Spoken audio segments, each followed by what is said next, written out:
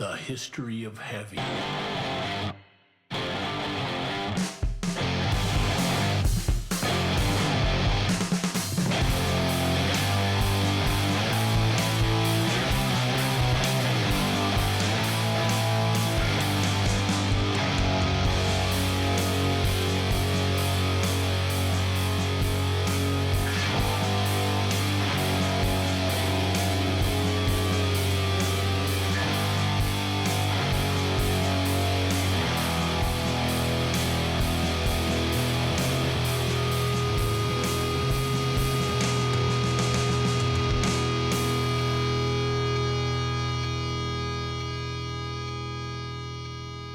Hello and welcome back to the History of Heavy podcast, episode 42, the show that talks about all things heavy, but specifically about Black Sabbath. At the end of every year that Black Sabbath releases an album, we talk about that album after having talked about a bunch of songs not released by Black Sabbath in that same year. But tonight we have arrived at Volume 4. Dave, we are back in black. How are you, my friend? It's good to see you. I am doing really well. It's great to see you. I'm so excited to talk about this album. I've really been enjoying listening to it again in this context.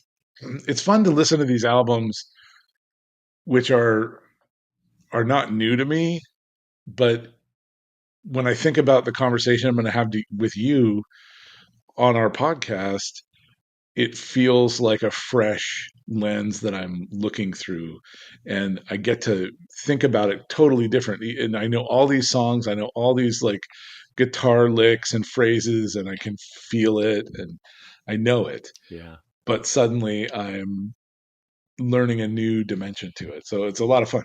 Yeah, these Sabbath episodes are great. And you know, some of the other songs we know well are great too, but we have spent a lot of time in recent weeks talking about, you know, the Edgar Winter Group and Tarkus and Sir Lord Baltimore and a variety of things that we very much like and love and whatever, but don't have the same comfort or history that we do with these Black Sabbath records and songs.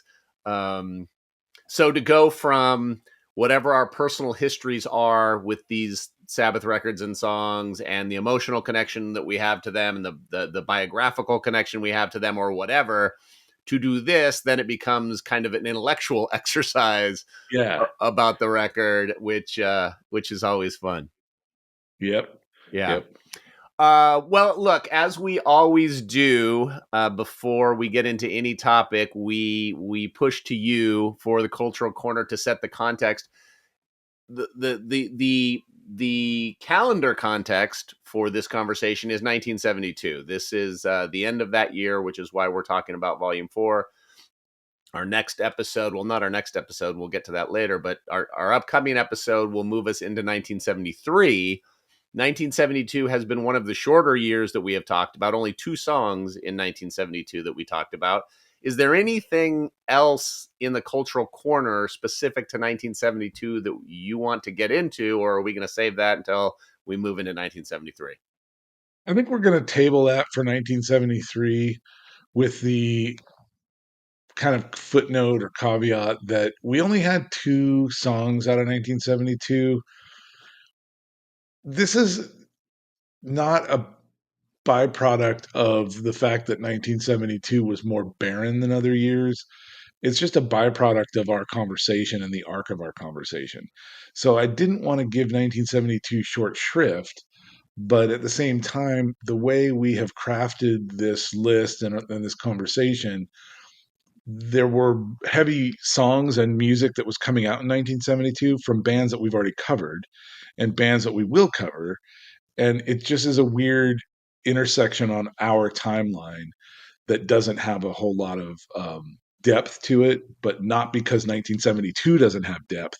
It's just the way our conversation has evolved. So I did want to make that clear to our listeners. I'm glad you said that, and it should be said because I don't know we've ever explicitly explained it, but you know, as we compile this chronology of heavy music as we see it, the evolution of this heavy music that you know is somewhere a little over 200 songs.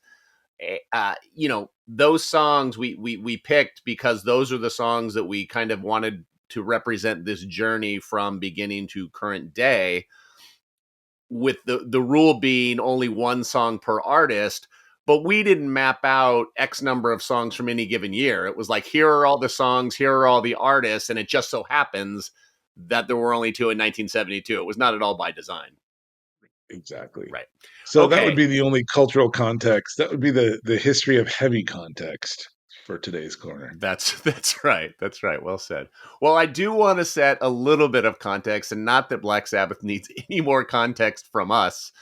Certainly, we've talked about this band ad nauseum, and again, really the reason we're doing this whole thing, the reason I'm doing it with you, the reason we're doing it together, the reason capital H heavy is important to us is ultimately because of Black Sabbath. So we will always reference them and come back to them and use them as a stopgap and a reference point. So don't need to get too into or back into the history of the band or an update on the band or any of that stuff. But I do want to set a little bit of context for Volume 4, as we do every Sabbath episode, just to ground us in the conversation. So, not surprisingly, Volume 4 was Black Sabbath's fourth studio album, but their first that wasn't produced by Roger Bain or recorded in London. Instead, the band decided to produce the record themselves in Los Angeles under a gigantic pile of cocaine.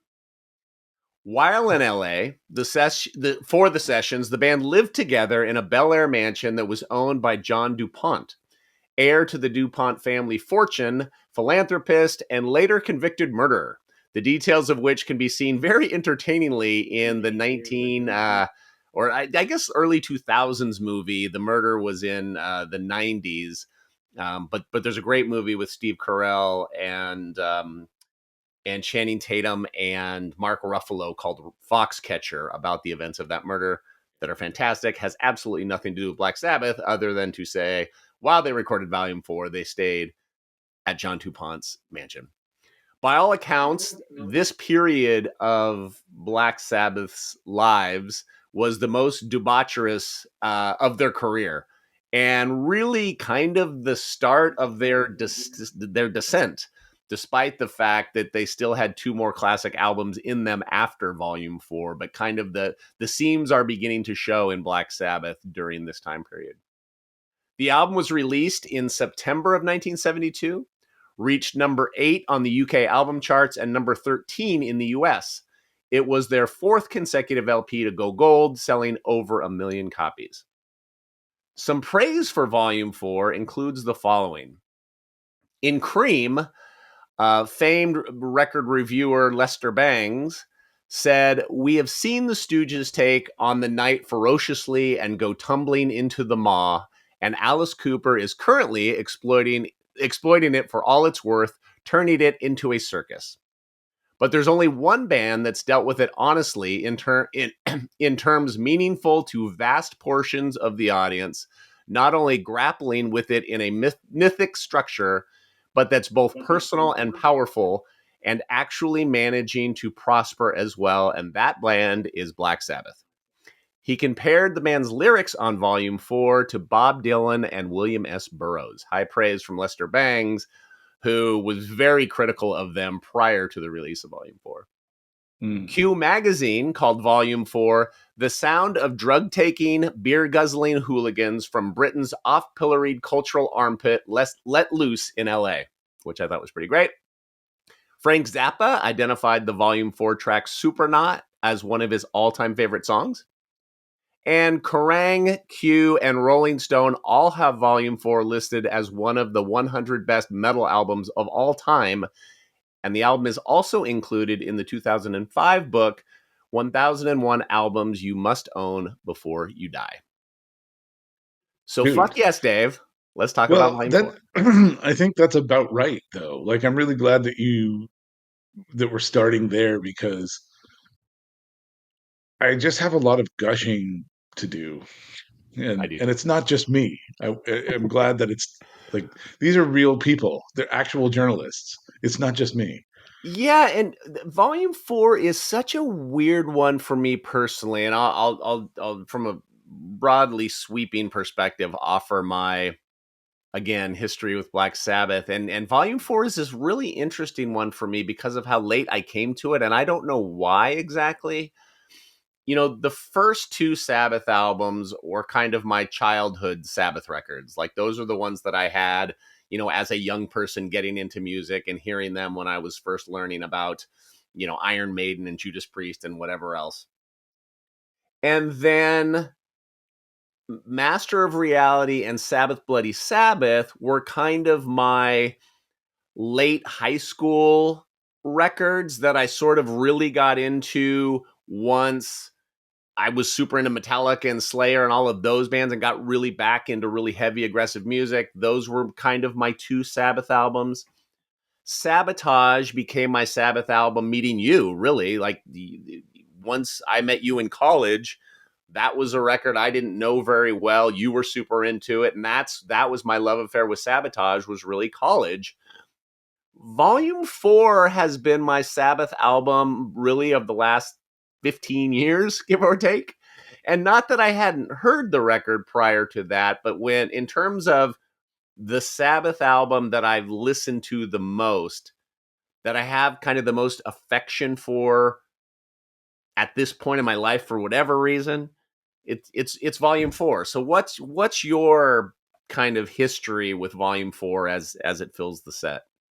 So I got to volume 4 out of order. Um, I I got introduced to Sabbath through We Sold Our Souls for Rock and Roll, and then went backwards into Master of Reality, then the first album, then Paranoid, then Sabotage, then Volume 4. So like I bounced around, um, and I don't exactly know that there's a reason for that. It other than this was early 90s, so 91, 92, 93, and I think the statute of limitations for mail fraud is over now, so I can say Here admit goes that the I was Columbia House. here it is. I was doing the CD club scam, and that's as far as I'll go into it. But it was a matter of what was available, right? What I could get at the time, and so those were the albums that became available somehow. It was also a time of being very broke, and I remember going record shopping with you and having the experience of like, man, I don't have money for records, and like Mike has made it. Like he's somehow figured out a way to be going to college and buying records. This is, dude, I better watch this guy. So, still taking notes over here, the understudy, but that was sort of my disjointed way Mm-hmm. around. And then when we were living in the dorms, and I went to Tower Records in Stonestown and bought Technical Ecstasy and brought it back to the dorms and listened to it through one time and brought it back. And I was like, can I return this? And the guy's like, we don't do returns on records, but I know this record and it sucks, so I'll allow you to do it. I'm like, We will get to technical sure. ecstasy. But Like it so or that not. was sort of my bounced around um, history with the discography and where Volume 4 lands in it. That said, it's one of my favorite albums, and I'm on record already as saying the first two albums are my favorite song, and I listen to them the most. But because of this project, I've listened to Volume 4 a few times, like in a row, and forgot how much I love all the songs and I love it as an album. And I'm more energized about it now than I have been in a long time. So this is going to rise to the top of my playlist for sure. Yeah. And when we Yeah. get into our three song stretch, I've got some things to say. Yeah, I look forward to that. I think Volume 4 is kind of this weird outlier because it doesn't have, I mean, Snowblind, I guess, is the song you could argue, and maybe, Tomorrow's Dream, Supernaut, sure, but it doesn't, the first album has the song Black Sabbath on it, right? Paranoid has Iron Man on it. Master of And War Reality Pigs and War Pigs, and Master of and Reality has Sweet Paranoid. Leaf, and Sabbath Bloody Sabbath has Sabbath Bloody Sabbath, and even Right, right. Sabotage has Symptom of the Universe. Volume 4 is somehow like, it doesn't have this big screaming, like the layperson. If you meet the layperson in a bar who's a fan of music but not any diehard Sabbath person, and you'd say, name a Black Sabbath song, they would name probably 10 or 15 songs and maybe never get to one on Volume 4. Um, Yeah. you know, I think one of the things that I always hold dear about Volume 4 are the versions of the songs that have been done as cover songs. Oh You yeah. know, Screaming Trees, R.I.P. Mark Lanigan, did a killer version of Tomorrow's Dream on their record Sweet Oblivion, which was their big record from the 90s. 1,000 Homo DJs, which was Al Jurgensen from Ministry's side project, did a ripping version of Supernaut that, That's where I first heard Supernaut, yeah, we and played that yeah, song to death when me and my yes, buddy Glenn were living together when we were like 18 and 19. Like, we played that to fucking death. And then later, the great another RIP, great soul R&B singer Charles Bradley did an incredible soul version of Changes in the I guess early 2000s, whenever that was. was it that long ago? Yeah, it's got to be. Maybe mid It's 20. 2000s, maybe I mid think it was 2000s. later than that because it's 2025. I don't think it was 25 years ago. Yeah, I guess not. You're right. You're right. You're right. So 10 years ago, probably, give or take. Yeah. Well, at least 10 years ago, because it was well before I moved to LA. So yeah, let's Hmm. call it 13 years ago, whatever it was. Um, and then Sleep does I mean, of course Sleep does. They released an Yeah. EP called Volume 2, which was one of the first things they released, and they do an incredible cover of Snowblind. And so Yeah. all of those are some of my favorite Sabbath cover songs ever, and Right. they And they come always off of this felt album. like deeper cuts because they weren't from, the first three albums just seem much more obvious. Yeah, but you nailed it. I feel like this album is all deep cuts. They're really, really good songs. They're really good songs.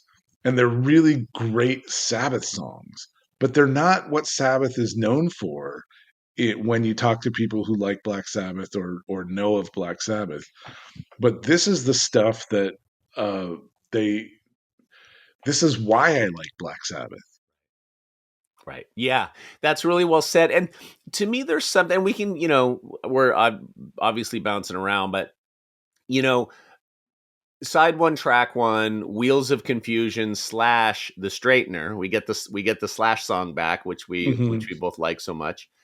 Is Yeah. such kind of a, I mean, it's an incredible song, and The Straightener in particular. There are two instrumentals on this record Right. that blow me away. I mean, the opening of the record and the closing of the record, basically. But The Straightener is so fucking good. But the record opens with kind of a like it, right when Wheels of Confusion starts, it sounds almost like you're joining the song midway through, Hmm.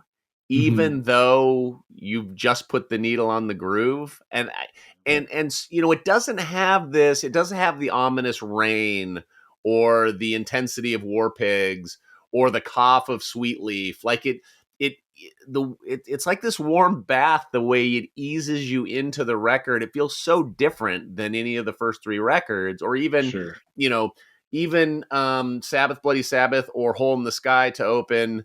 Sabotage would feel like this record just feel to me, it feels completely different than their other records, even though I do think it shares, I like to pair them, and I do feel like it pairs with Master of Reality. I still feel like it's the energy and the mood and the pace of the record just feels a little bit different than any of their other records. It feels a little more consistent, and less like extreme highs and then quieter lows. There's something very unique to me about Volume 4. Yes, definitely. And it's really hard to pinpoint it in words. It's really difficult to even describe the record without referencing the rest of their work because it exists that way as a juxtaposition to their other stuff. It is 100% Black Sabbath, but it has, changes as a ballad that's very different. There are a number of songs with strings. Um, Laguna Sunrise as an instrumental is so fantastic. So good. It's so It's good. it's I find it really it's interesting because it's an instrumental that's got strings in it and like acoustic guitar, but it has a real heaviness. It feels very melancholy to me. Hmm. And I was listening to it earlier trying to figure out how to describe it, and I think I landed on a metaphor, which is how I feel about parenthood, right? Because there's this deep sadness in this song, but also a joy in this song. And I'm thinking about my daughter who's just turned 15 and she's going to move out of the house. And I love her to pieces and I love being her dad and I love being a dad. But she's going to move on. And I'm going to be so excited about that part of her life. But I will always mourn the loss of my little baby Yeah. without having lost anything, right? It just is it's a thing that's moved on. And so there's this sadness that I don't have, this sweetness and joy that I had, and they're both in that song. And it came to me earlier this morning listening to it again that it is bittersweet, but it doesn't end badly or sadly, but it has this weight of paradox. And so it's so heavy because it's got this joy and this optimism to it with this that's just undercut at every other musical phrase with a sadness. And so it's the best I could do is that it's this sadness for this thing that I had, that it's not bad that I don't have it anymore, but I still miss it dearly. Hmm. That's uh that's awesome. I mean, that's the power of music right there. That is the you just Right. described the power of music. Yeah. I didn't Yeah. know this about the song, and I just read it this morning that Tony Iommi wrote it after an all-night bender looking at Laguna Beach in Orange Yes. County overlooking the ocean, which is the most kind of paradoxical Black Sabbath thing ever, but awesome. And yes, like that makes so much sense. And in my opinion, Laguna Beach is the only place worse as shit in Orange County, so that's really cool. But yeah, we're so used to the big Iommi power chords and he's the riff master, right? He's famous Right. for Right. riffs on riffs on riffs. So to hear him picking an acoustic guitar is just such a, and this isn't obviously the first time an acoustic guitar, we talked a lot about Solitude on Master Valley. Like Planet Caravan. yeah, this isn't the first time an acoustic guitar has appeared on a Black Sabbath song, but there is, I think you're right. There is something, there is something deeply emotional about Laguna Sunrise, Yeah. Yeah. and the production, again, not by Roger Bain, by Tony Iommi and crew. The, it sounds so good. The guitar sounds so full, and Hmm. it's beautiful. I mean, it that's really the only word I have for it. Is it's absolutely beautiful. It totally is. It really is. Yeah, I remember listening to audiobooks and hearing Tony Iommi's autobiography talking about that moment, Mm. um, which was read by Bev Bevins. Uh, I did also want to say there's even in Supernaut when they have their little kind of percussion jam Yeah. Kind of their in the Santana back of jam. that. What's that? Their Santana jam. Yeah, it's acoustic guitar like jangling in the background there, just kind of rhythming it through. Yeah. There's a lot of really interesting textures on this album, but to bring it back to Tony Iommi, one of the things that makes this such a quintessential Sabbathy album is the riffs and the changes. Half of these songs start with an amazing riff, and in the middle of it, they have another amazing riff, and I love them. Specifically, Wheels of Confusion, Cornucopia, and Saint Vitus's Dance. Um, they're just Cornucopia and Saint Vitus. Cornucopia is so heavy. It's so I heavy. know you love that song. It's one of my favorite all-time songs, and it's just sludge, and it goes dun, dun, dun, dun, dun. It's just so ominous and Yeah. It's doom like ridden. I Hate God. It's like does I Hate God exist without Cornucopia? I'm not sure. Yeah, no. Yeah. Yeah.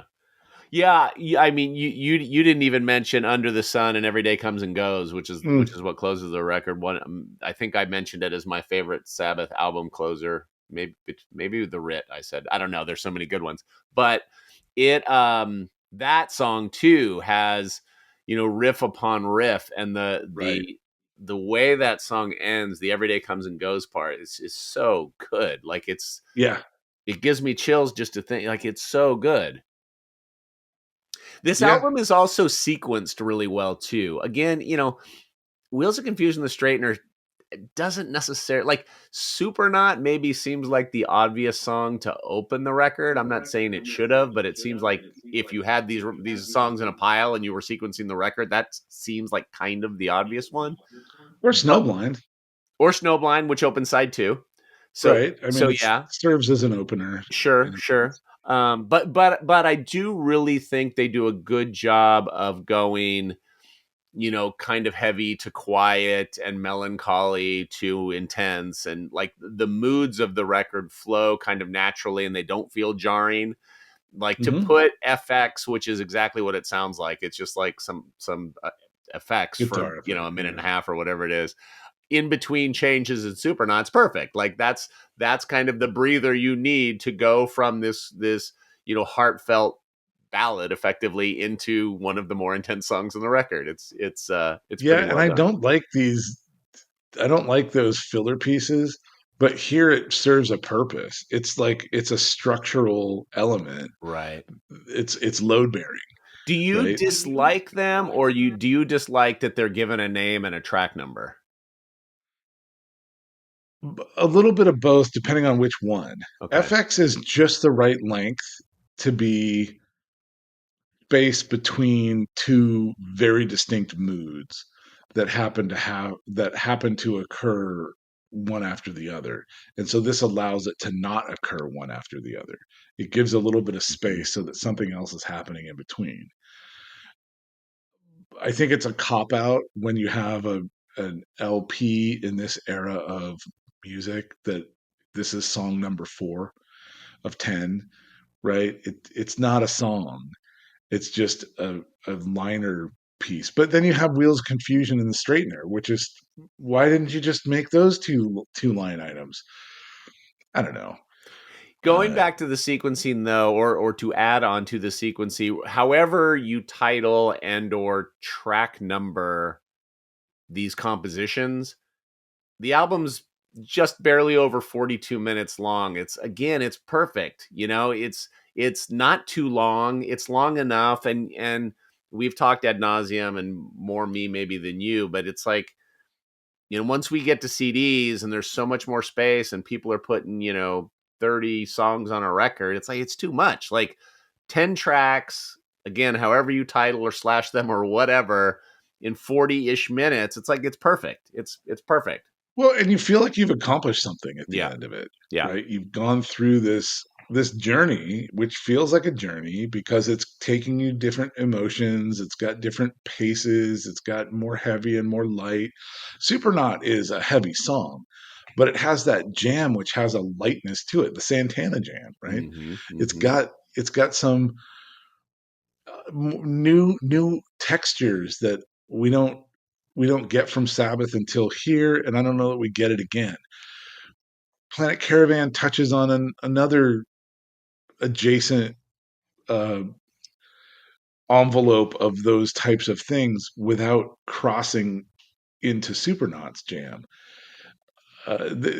They keep doing this where they give you a little bit more than you ever signed up for, but they do it in their dialect. And it's just so hard to come up with other bands that do that. Bands have their style, but this band seems to have their style all over the map, all over the talent landscape, and they keep proving it without going too far down that rabbit hole. Just like, oh, look what we can do. Anyway, uh, back to the back to you in the studio. Well, So yes, I agree. And I think one of the harder things for a band to do is to be as exploratory as Sabbath was, but still always sound like Black Sabbath. Changes sounds as much yes, like Black Sabbath as Supernaut sounds like Black Sabbath, as Cornucopia sounds like Black Sabbath, even though those songs are very different in different ways. Um, they're not the Ramones where everything sounds the same, and even the Beatles, as varied as they were, as they started to get longer into their career toward the end of the Beatles, it was like very clearly like, oh, this is a Paul song or this is a yeah, John song. You could kind of pick those out. And yes, it was the Beatles, but almost sounded like different bands because you had two strong personalities taking songs in different directions. And maybe it's sure. And Ozzy's then voice. Like Ozzy's voice is so distinctive and specific that whatever he sang on was going to sound like Sabbath. But Ozzy's solo doesn't sound like Black Sabbath. right, and that's because and the post Ozzy geezer Bill, just the Tony Iommi Sabbath, that also Doesn't doesn't sound like sound like Sabbath, Sabbath. right, right. It sounds like Tony Iommi is playing with some studio musicians and Ozzy is playing with some other musicians. And the musicians Ozzy is playing with, I think, are arguably more um, congealed. I think that the musicians that Tony played with in those post records were established musicians that are good in their own right. It just didn't gel very well in our experience and in our observation. It just didn't feel like they were a cohesive band, and they definitely didn't sound like Black Sabbath in this way. Well, as yeah, for no, not at all. And as we pointed out on the Cross Purposes or Eternal Idol, I can't remember which record it was, but Tony Iommi wanted to call it Tony Iommi, but the label was like, to sell this shit, we need to call it Black Sabbath. So Right, um, right. yeah, the other thing about the jamminess, for lack of a better word, that we're talking about, the thing that I love about the way Sabbath jams is there is still always a melody and a structure and it feels like it's going somewhere interesting and cool. It doesn't feel like it's just all over the place and exploratory or masturbatory like a Hmm. lot of jammy stuff does, with like Santana does, frankly, to me, Sure, sure. where, when they do go into the straightener or they do go into every day comes and goes, it sounds like a structured thing that they're all playing together that has a rhythm and a groove and a purpose, and not like, look how fast I can play these scales, or look at how we can play this in a tempo that nobody, whatever. It's not Right. herky jerky, which I love about them. Yeah, actually, one of the things that I noticed is on this album is front and center is some of the solos that Tony Iommi is doing are very non-noodly. They're just they linger on notes and it's the guitar singing. You hear the voice of the guitar. I so appreciate that. And listening to it again through this filter of, I'm going to talk to Mike about this album,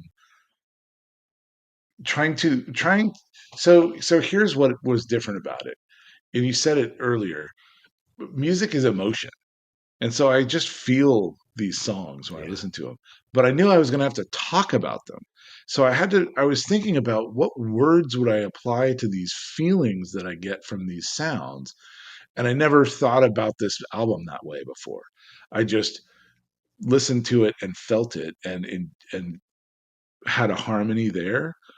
So trying to come up with words made me think about these things. And then I noticed, oh yeah, there's these solos that are sweet, long string, it's a melody, it's a melodic line that could be sung, but it is a guitar singing. And instrument sounds are referred to in music as a voice, and a vocal is an instrument.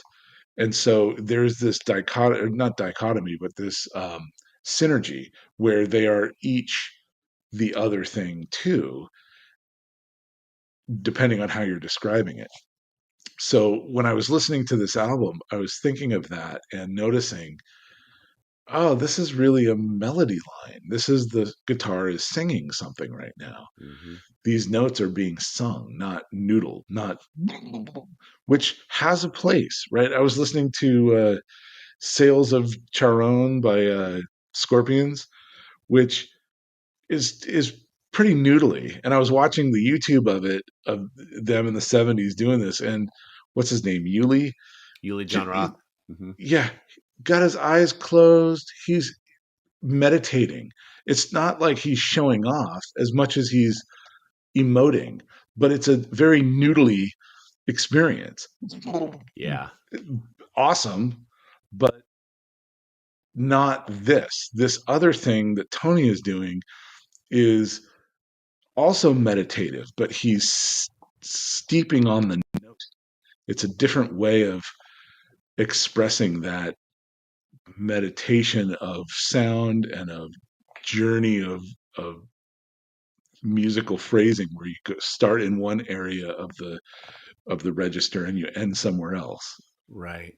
Yeah, that's really interesting. You say, I wonder how much of this energy, if you think of Black Sabbath and Paranoid and Master of Reality being the first half of um, their 6 albums of greatness, those are kind of their weed albums, and then Volume 4, Sabbath, Bloody Sabbath, and Sabotage are kind of their cocaine albums. Yes. And there is a really different energy between, once they get here in LA and start to Yeah. produce the band themselves and all this stuff, the it changes. Like the energy is Well, and they're different. definitely, you can feel them stepping from the 60s into the 70s, Yeah, good, well said. from England into Southern California. Mm, Like this is definitely, there's a lot of that in the seasoning that yeah. goes into the music. Yeah, where I really picked it up, and we talked about the band producing themselves and the phrasing and the guitar melodies. The solo he plays, the extended solo that Tony Iommi plays in Under the Sun, he is actually playing, like if you listen to headphones, he's playing 2 distinctly different guitar Right. solos at the same time, one panned hard left and one panned hard right, and it should be completely chaotic because he's playing 2 different things. I mean, he's playing in the same Right. key, but he's playing 2 different things over the same, Bill Ward, Geezer Butler groove on top of that. But it just sounds so awesome. Like it's just such a Yeah. cool, cool. And it's not I think we talked on Master of Reality. He's done it before. This isn't the first song he's done it on, but it's really noticeable in that song, and it just works so well. Totally. It's an audio braid, right? Oh Like yeah, it just that's good. you can it's an audio I braid. like that a lot. That's the best way I can describe it. Okay, let's start to pick out the faves, our favorite songs. And before we do, I need to know, now that you have had this review, this intellectual, this you're really having trouble with my words tonight. You're really digging into this academically. Any change at all, in your opinion, on the song changes? Yeah, Kicking it and doesn't. screaming. It's it's less vile. I listened to it and was able to appreciate it for. I don't think I'm going to have the affection that you have for it Yeah, because I know how much you love this song. I do. It really speaks to you, and it does something that moves you. And one of the things that's neat about music is that it can have these different effects on people. For the longest time, it irked the shit out of me. Hmm. It just didn't sound like a Black Sabbath song, and it didn't sound like it belonged in this album, and I didn't understand it. In in my recent uh, experience of it, it is a ballad, and I don't go to Sabbath for ballads, but it is a Sabbath ballad. And if you were to be Sabbath and make a ballad, this is what it would be. And so when I Literally. started, right, but I mean this is what it would be. So when I accepted it for that and I took it on in the chronology of the side of the album, it made more sense to me. Um, I don't know that I'm ever going to be drawn to it, Hmm. but it was much more of a acceptance. This is um yeah, it's much. I'm at peace with it. That's what it is. I'm at peace with it. Well, good. I'm glad. Back to your beautiful description of how Laguna Sunrise makes you feel. At the end of the day, music is not an academic exercise. We can talk all day about how Tony Iommi taught himself to play piano to write changes and how cool that is, and whatever the backstory. Like, that's all fine and dandy. It either moves you or it doesn't. Right, right, right. So let's talk about what does move you on this record. What's your favorite song, and what is your favorite 3-song sequence? All right. So Cornucopia is my favorite song. Um, it's I love the song. It's so heavy and kind of dark, and it's groovy. It's all the things I like about Sabbath.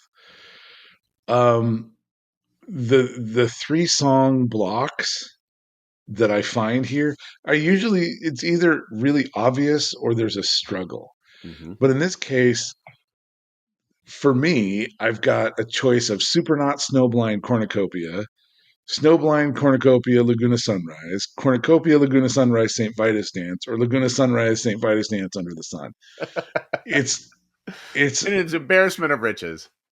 it really is, and I'm not I'm not upset about it at all. I would I think I would for I think I would of all those.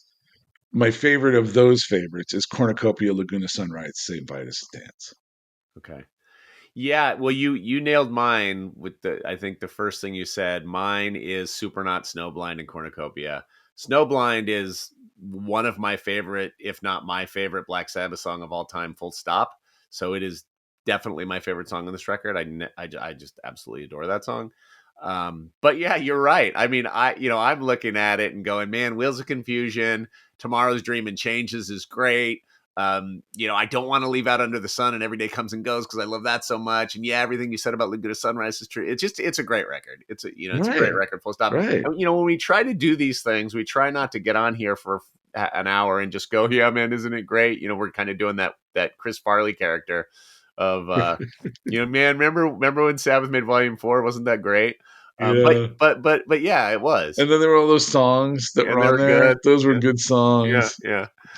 Uh, that aside, anything, Dave, that we missed that you wanted to hit to before we wrap up Volume 4? Nope. This is a great album, and I think people should run out there and listen to it like 4 times in a row. We should. Volume 4, 4 times in a row. Fourth, That's the formula. at least. Okay, well, then it is time for Sabbath v. Sabbath. We typically on our normal episodes do song v song, where we pit the current episode song against the song that we have declared as our favorite heavy song to date. When we do a Black Sabbath episode, we pit our current favorite Black Sabbath record against tonight's topic. Tonight is Volume 4. Both of us have currently Master of Reality as our favorite Black Sabbath record.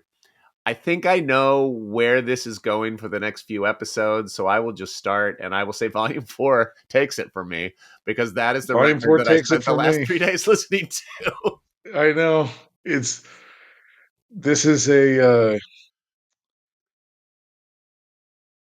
it's an exercise in What have you done for me lately? right. Like whatever's in front of me is going to be the best one. Yeah, that's Um, true. I don't know that that's true for the rest of the discography as much as for up to this point. These first 4 albums to me are just flawless, and I just love everything about them. And because there's the other albums are great too. But again, we're talking about degrees of awesome, degrees of superlative. It, if you give me any of the other ones all by themselves, they're going to be great. Man, I don't want to spoil, because we've got until we get all the way through our 1973 list before we talk about Black Sabbath, Bloody Sabbath. But I will tell you, I listened to it kind of with headphones a couple of months ago just to really dig into that record just for funsies. You could make an argument that Sabbath Bloody Sabbath is the best record Black Sabbath ever made. So we can You're hold that. going to make that argument. I am You're going to going make to. Okay, but tonight is not about Sabbath Bloody Sabbath. It is about Volume 4. That is our current champion. We'll see how it does when we get to the end of 1973. We will not be talking about 1973 next week. We are waiting to kick off 1973 in 2 weeks or 3, whenever it's on the schedule, when we will talk about Alice Cooper's Halo of Flies. I'm very much looking forward to that conversation, but we will not have it before we have our end of the year conversation, where we talk about our favorite music of 2025. As old dudes, that means, sure, current albums that we listen to that came out this year, but also old things that we've discovered, old things that we've loved for a long time, but listened to a bunch in this year. We are just going to have a very casual conversation about how we consumed and loved music in 2025, sort of our own conversational version of Spotify Wrapped.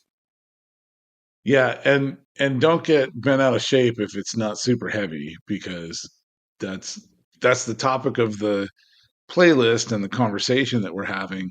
But as an end of the year palate cleanser, you should know that we have varied musical tastes and listen to other stuff. This is just this conversation that we're drilling down on. So we will be swerving in and out of heavy, but we're wide swerves. I will say, since we're on the end of the year subject and the Black Sabbath subject, that my Spotify Wrapped ranked me in 0.3% of global Black Sabbath listeners. So like That's my it, boy. it is a sickness, folks. I've got the bug. I can't get rid of it. It's chronic. You're a lifer. I I'm love it. I I'm a love it. lifer I will once say, again. despite your caveat, that this week, and it's probably out right now whenever you, dear listener, are hearing this, but I am posting my 25 favorite heavy albums of 2025 to our TikTok account. So that will be out this week. So that is specific to heavy, but to kind of add to what you just said, Dave, our definition of heavy is very broad. It's our definition. It's very broad, so it includes shoegaze and hip hop and electronica and all kinds of stuff. So look for that. But we'll be back next week to talk about collectively what we thought of the year in music 2025. That should be fun. And we're almost to the end of the year, dude. We are indeed. We are indeed. I can't believe it. I'm still in shock. These post-COVID years have been an absolute time warp on all levels. Yeah, it's fucking nuts, dude. Well, that's it for this week. Thank you very much. We will see you next time. In the meantime, stay heavy. Okay, thank you. Bye.